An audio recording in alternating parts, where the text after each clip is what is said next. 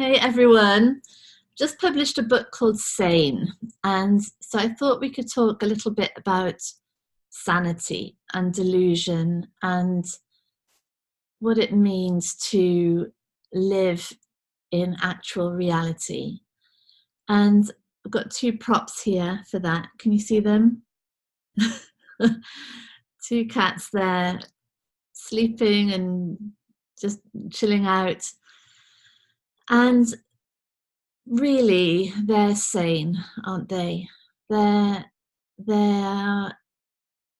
just responding to actual reality as it arises from moment to moment, without an overlay over the top of it of what does this say about me? What does this mean for my future? What is this from the past that's coming in now? They're just dealing with actual reality, responding and processing and learning, and all of that learning is in the service of thriving, of the whole cat. And the thing about humans is that we have this superpower of conceptualization and imagination, and the ability to represent mentally that which actually isn't here, that which actually doesn't exist. And it's a superpower. It's why I'm the one paying for the cat food. Well, there's a good argument to say that the cats are controlling me, but ultimately nothing's coming to. They are more powerful than me. They are the ones in control, but I'm more able than they are. It's true, isn't it? There's a ton of stuff I can do that they can't, because of this ability to conceptualize.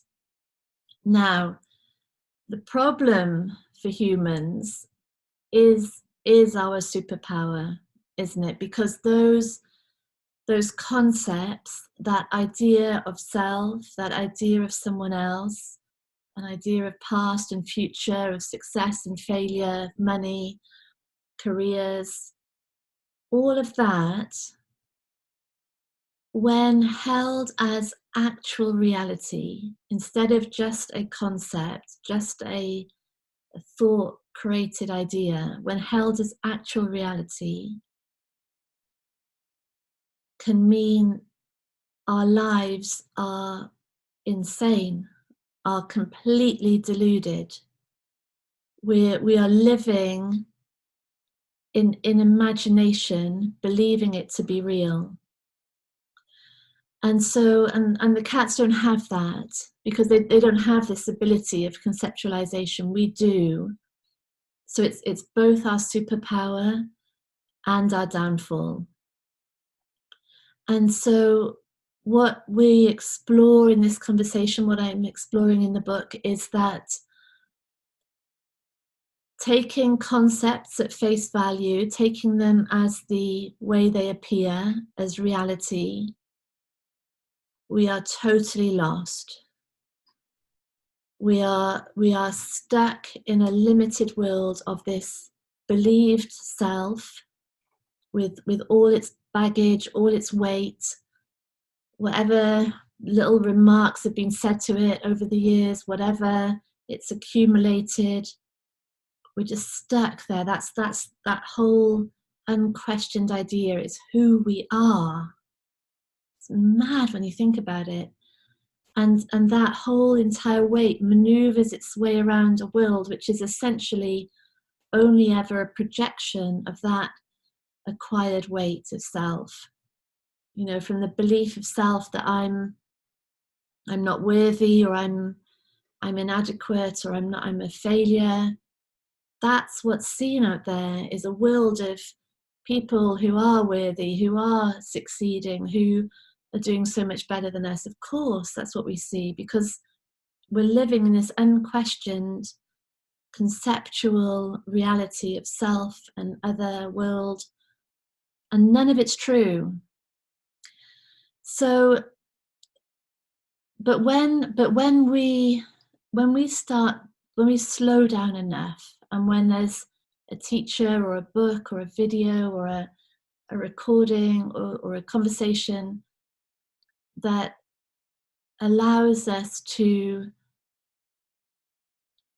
or that is said in such a way that it penetrates that conceptual shell of ours, that prison, and maybe the words are said in a way that is so loving, or is so perfectly tuned, or is confronting enough, who knows, but the words can enter, and they invite questioning, they invite a loosening, a giving up of this fixed idea of self. I'm like this is who I am. They invite an opening in that, and that corresponds to an opening in all concepts, then all concepts of other and reality and past and future, success, money, all of it. None of it can look the same anymore. It all starts shifting, and so there's freedom. The freedom that we really are starts to emerge. The unconditional love that we really are starts to become less and less veiled. The peacefulness of our true nature, which is essentially openness to all experience, openness to all emotion, all thought, all belief, knowing in the knowledge that it's not personal. Nothing is saying anything about who we are. It's just happening in the space of who we are.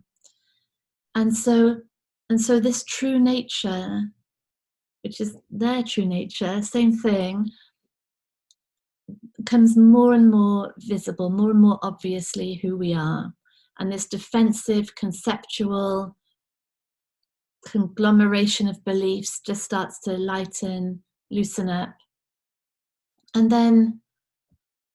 that's sanity then, because the concepts are still usable. We can still say the word I, we can still speak to someone, we can still use language, we can still plan a holiday, we can earn money, pay for new house, whatever.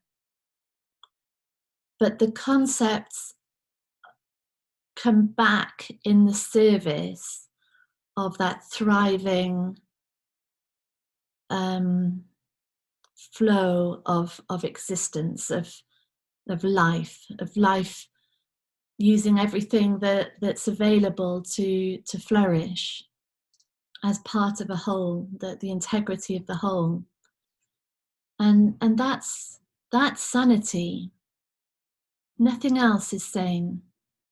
Anything other than that is being lost in delusion, lost in unquestioned belief, unquestioned concept.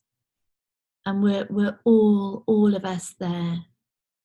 Some of us more than others, some more extremely than others. But all of us, if we're out in the world, or even if we're not, whatever's coming in, whether it's apparent other people or it's apparent thoughts, all of it offers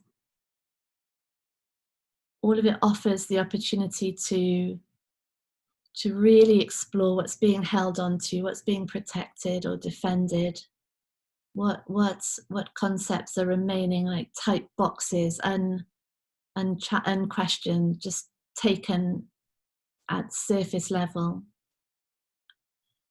So that's the invitation really of this conversation, is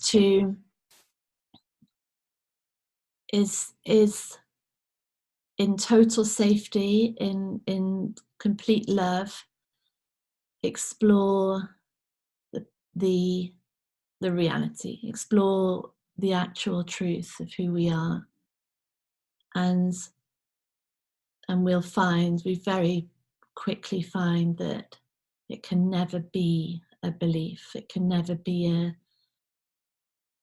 a created construct. It just can't be. There's nothing in this. Completely transient, made of nothing, changeable, open to any new information. It's not who we are. So that's sanity. It's a brilliant exploration and conversation, and it's a returning back to who we are, that freedom and peace, pure potential that's there, with all the superpowers of being human. So there we go. Bye. Thanks for listening.